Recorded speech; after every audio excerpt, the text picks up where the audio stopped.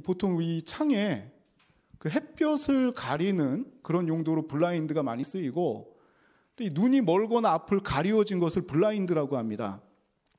자, 특별히 오늘 그 엠마오로 가는 두 제자가 이 눈이 가리워졌다가 예수 그리스도를 만나고 이 앞을 밝히 보게 되는 그 장면을 우리 말씀을 통해서 나누고자 합니다. 자, 이 지난주는 그 고난주간이었는데, 이 고난주간은 우리가 그 1년 중에 가장 그 경건하고 또 십자가에 집중하는 그때 아닙니까? 어떻게 보면 마음이 굉장히 힘든 때인데, 저는 기쁜 일이 많았습니다. 자, 어떤 분이 이 교회에 이 화장지를 보내주셨어요. 자, 이 그 교회에서 지난번 그 설교 때 제가 2주 전인 것 같습니다. 그렇죠?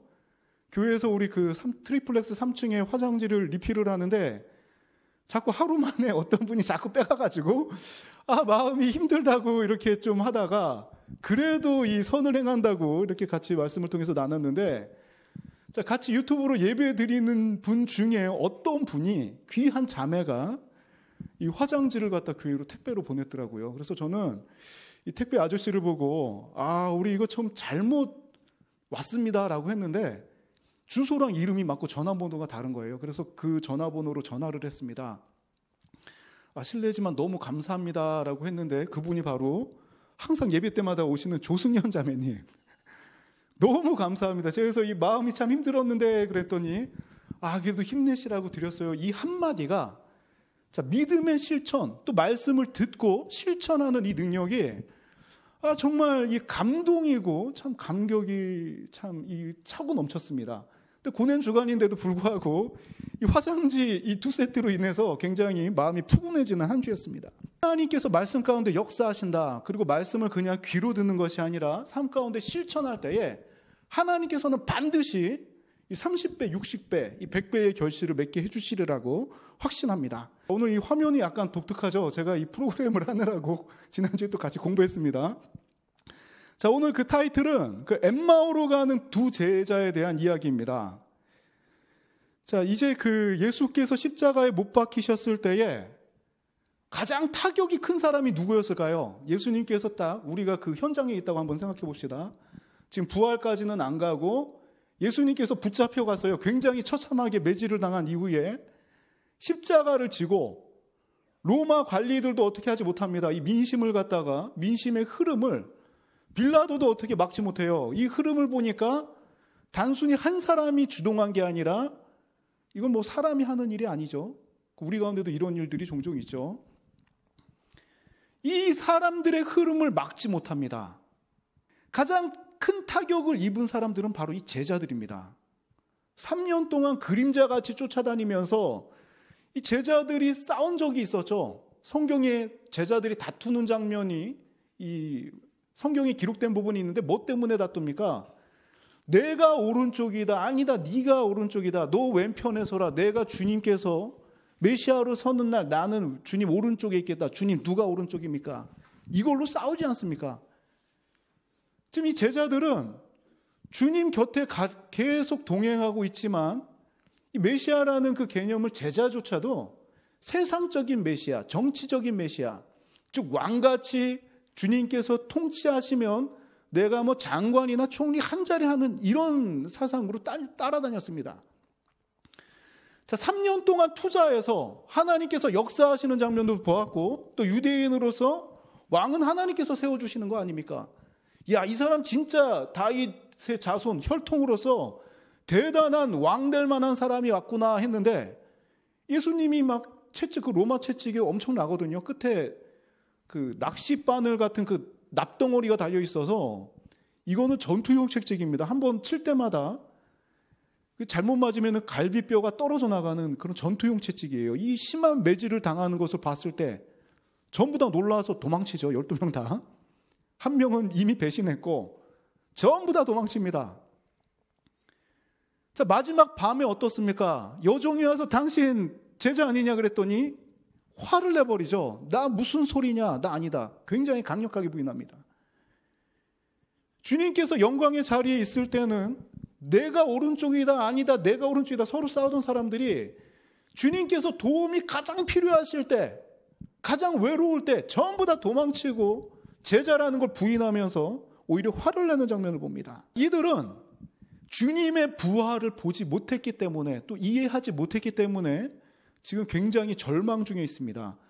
예루살렘에서 그 엠마오까지의 거리는 약 11.2km 정도 됩니다. 성경에 25리라고 나와 있죠. 자, 천천히 걸어갈 때 한 2시간이면 가는 거리입니다. 자, 그런데 이 제자들이 왜 예루살렘에 왔을까? 3대 절기가 있어요. 무교절, 유월절하고 무교절은 같이 시작이 됩니다. 무교절하고 77절, 그리고 이 장막절, 초막절이라고도 합니다. 이 세 개의 3대 절기에는 예루살렘에 있는 성전에 모여가지고 같이 하나님을 예배하는 그런 전통적인 그 관습이 있었는데, 이들도 유월절을 지키기 위해서 예루살렘에 왔다가 또 예수님께서 예루살렘에 가신다는 소문을 듣고 딱 이야 호산나 하면서 왔는데, 지금 예수 그리스도께서 처참하게 십자가에 달리신 그 장면을 보게 되었다는 겁니다. 자, 그렇다면 한번 십자가 사건을 한번 같이 보도록 합시다. 자, 이들이 지금 걸어가면서 천천히 11.2km 길 천천히 걸어가다가 옆에 누가 자꾸 말을 걸죠. 말씀하니까 말을 거는데 누굽니까? 예수님께서 지금 물어보잖아요. 도대체 너희들이 무슨 이야기를 나누느냐라고 물어보는데, 놀랍게도 이들은 예수님을 못 알아봅니다. 그렇죠? 이 막 예수님께서 말씀 전하시고 예루살렘에 입성하실 때는 호산나 하면서 가까이서 보던 사람들이 예수님이 지금 동행하는데 예수님인 줄 몰라 봐요. 자, 그러면서 도대체 왜 너희들이 하는 말이 뭐냐? 야, 예루살렘에 있으면서 너는 못 들었냐? 예수님께서 지금 돌아가셔가지고 우리 마음이 지금 굉장히 절망적이다, 이런 말을 하죠. 그렇다면 이들이 왜 알아보지 못했을까? 자, 우리 24장 16절 같이 한번 읽어봅시다. 시작. 그들의 눈이 가려져서 그인 줄 알아보지 못하거늘. 자, 이 누가 직업이 의사입니다. 그래서 예수님의 이런 육체적인 그런 변화들을 갖다가 그 다른 사복우선보다도 더 정확하게 세세하게 기록하고 있어요. 근데 의사인 누가 눈에, 이들의 원인은 뭐냐면 눈이 가려졌다 그럽니다. 그러면 이 육체적인 눈이 블라인드 된 거냐? 그게 아니라 까만 박스 한번 같이 한번 읽어봅시다. 시작. 이들은 예수께서 십자가 처형을 당하신 것까지만 생각하고 있었다. 그 이전에 예수께서 3일 만에 부활하신다는 말씀은 기억하지 못하고 있었던 것이다. 결정적으로 믿음이 연약해졌다는 것을 의미한다. 자, 이들이 지금 십자가 사건을 봤어요, 눈으로. 그런데 그 이전에 십자가에 못 박히시기 전에 예수께서 3일 만에, 내가 지금 죽고 나서 3일 만에 부활한다는 말을 분명히 몇 차례나 순한 예고를 하셨는데도 불구하고 이들은 전혀 그 직전에 있던 말씀도 기억하지 못합니다. 자, 이거는 우리도 좀 굉장히 깊게 생각해 볼 말이에요. 말씀을 들을 때 보통 저도 비슷합니다. 말씀을 들을 때 내 귀에 아주 달콤한 말씀은 그냥 다 흡수를 합니다. 마치 힘내야지, 마치 화이팅 해야지. 그런데 십자가의 길을 얘기하면 그냥 닫아버립니다. 블라인드 쳐버려요. 십자가 고난받는다 그러면 예수 믿는 길이 축복받는 길이다 그러면 아멘 하지만 십자가 길입니다 하면 나는 아니겠지. 지금 제자들이 지금 이런 상황이에요. 뭔가 예수님이 영광 중에 뭔가 일으키고 뭔가 세상을 뒤집는다, 대변혁이 있다, 주님 따르는 사람은 한 자리씩 한다 그러면 할렐루야 아멘 하지만 십자가에 못 박히고 3일 만에 부활한다 그랬는데 지금 못 박히고 지금 내 눈으로 직접 보는 거는 전혀 가능성이 없다고 생각을 하니까, 판단을 하니까 그냥 그 자리에서 게임 끝났구나. 야, 이제 예수님 돌아가셨으니까 끝이다. 제자들은 고기 잡으러 가고 우리는 엠마오로 돌아가자 하고 결정적으로 주님이 옆에 있는데도 못 알아보고 있는 것입니다.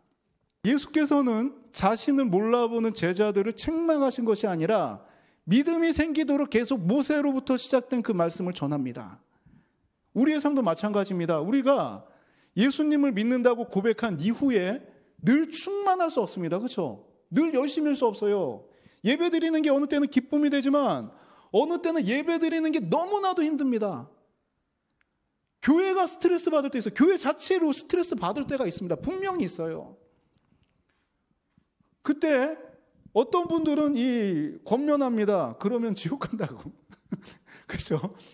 아유, 당신 그러면 멸망합니다. 큰일 납니다. 이렇게 말합니다. 하지만 저는 그렇게 보지 않습니다. 제자들도 눈이 가려진 적이 있었거든요. 제자들도 연약할 때가 있습니다. 제자들도 너 제자지 할 때 화를 내면서 부인한 적이 있습니다. 내 삶도 그런 적이 있습니다. 분명히 주님 부인한 적이 있습니다. 말은 안 하지만 내 마음속으로 주님이 내 주인 된 게 아니라 내가 주인이 돼서 마음대로 행동한 적이 있습니다. 그러나 주님께서는 이런 우리들을 갖다가 방치하거나 책망하시는 것이 아닙니다. 우리가 일어설 수 있도록 다시금 주님 품으로 돌아올 수 있도록 십자가까지 지신 주님께서는 지금도 우리 안에서 계속 우리를 주님 하나님께로 땡기고 있다는 것입니다. 자, 이걸 경험한 제자들의 고백입니다. 우리 누가복음 24장 32절의 내용 같이 한번 읽어봅시다. 시작. 그들이 서로 말하되 길에서 우리에게 말씀하시고 우리에게 성경을 풀어주실 때에 우리 속에서 마음이 뜨겁지 아니하더냐 하고. 아멘. 이 제자들이 걸어가다가 같이 이야기를 나눈 후 저녁 먹고 가라고 주님을 강권적으로 붙잡습니다. 우리가 읽지 않는 부분이에요, 이 부분은. 그리고 나서 주님께서 떡을 떼며 같이 축사하시는 모습을 보면서 꼭 최후의 만찬일 때처럼 이들은 뭔가 임팩트가 다가오기 시작합니다. 가슴속에 뭔가 빡빡 다가오기 시작합니다.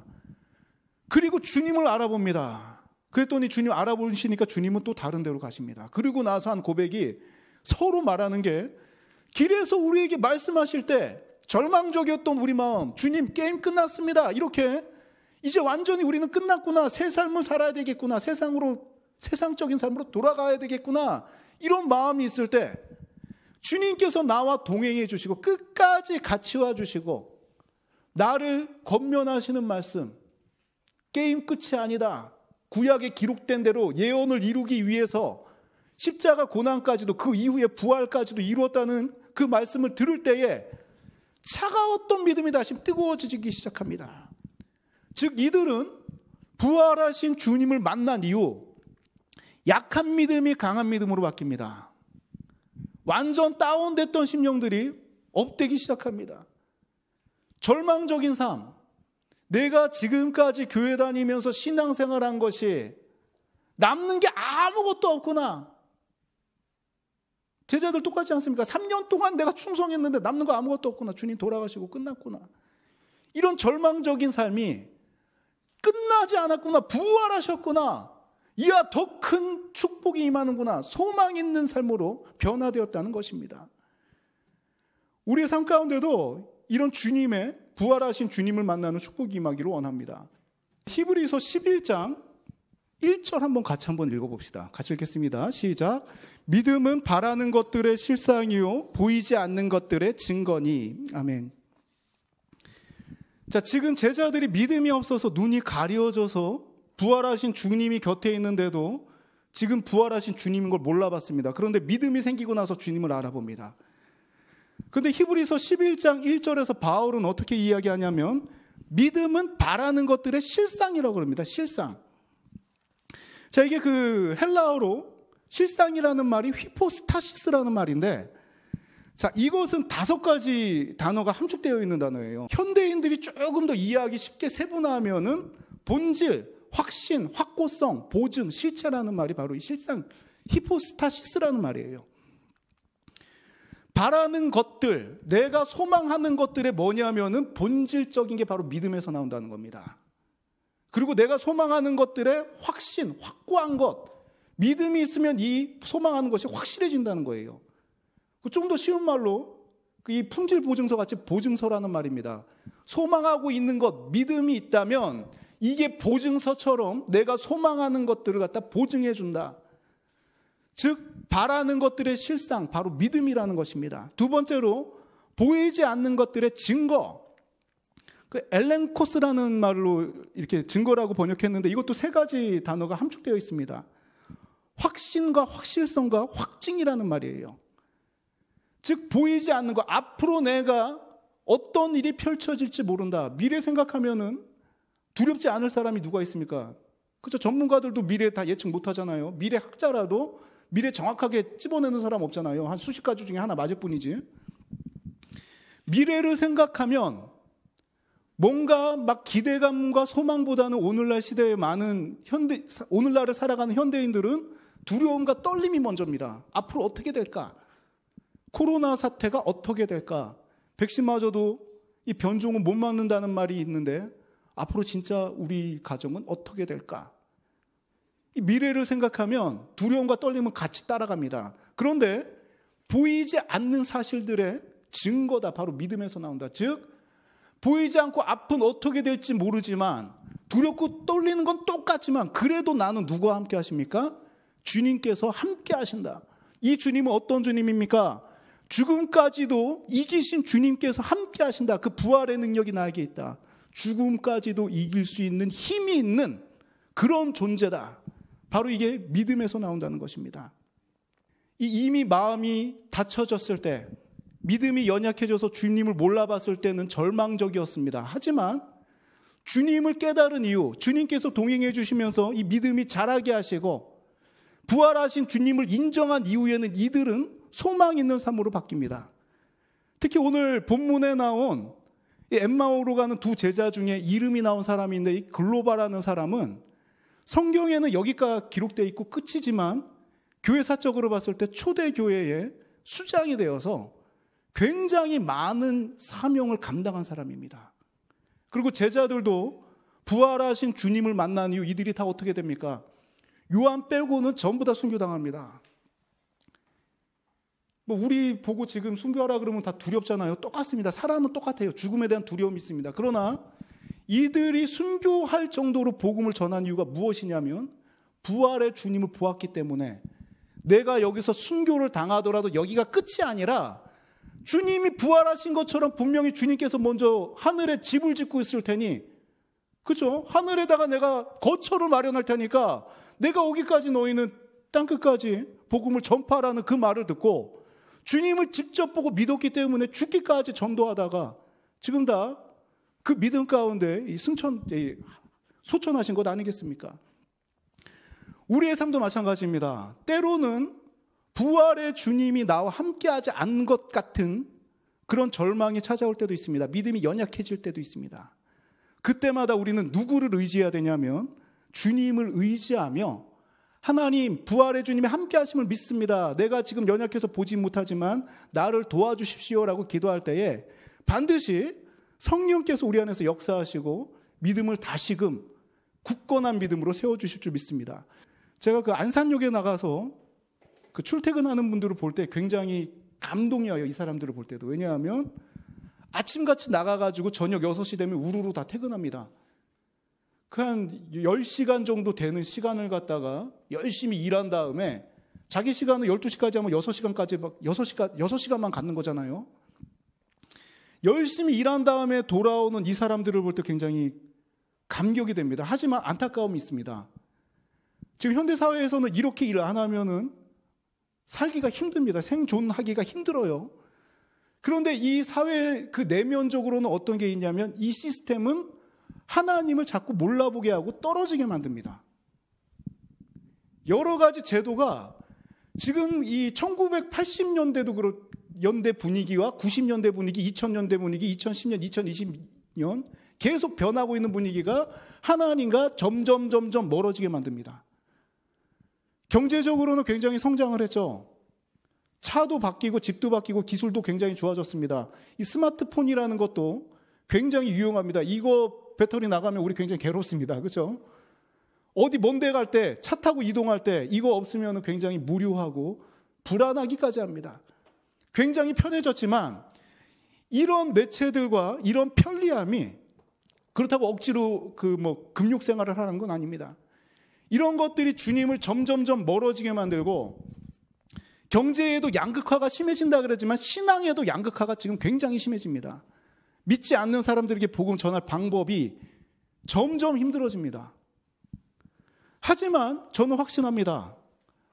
현실 세계가 어떠하든지 간에 믿음으로 세상을 향해 나아가는 사람, 부활의 주님이 나와 함께 하심을 믿고 나아가는 사람에게는 반드시 중심을 보신 하나님께서 그 믿음대로 역사하시고 이 현실까지도 변화시켜 주실 줄 믿습니다. 자, 남은 한 주간 부활의 주님의 능력, 그 믿음 가운데 승리하는 우리 삼동교회가 되길 소망합니다.